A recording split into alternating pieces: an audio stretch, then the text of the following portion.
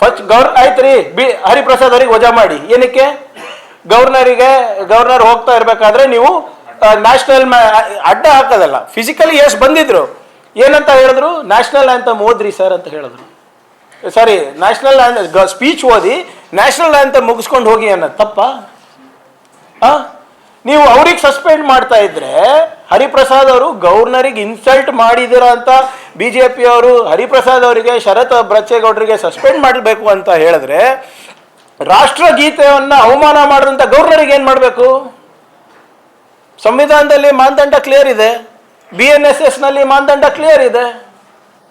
ಅದ್ರ ಬಗ್ಗೆ ಯಾಕೆ ಮಾತಾಡಲ್ಲ ಬಿಜೆಪಿ ಅವರು? This was reaction, what was the action? ಅದ್ರ ಬಗ್ಗೆ ಮಾತಾಡ್ಬೇಕಲ್ಲ.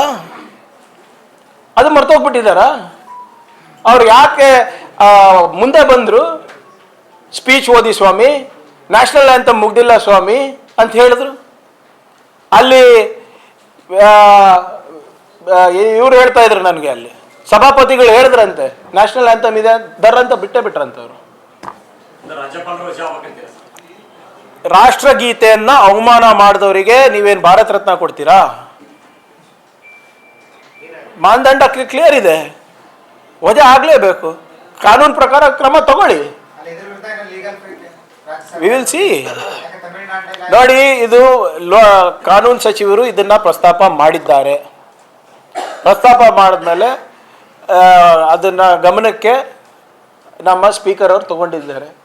ನೋಡೋಣ ಏನಾಗುತ್ತೆ ಅಂತ.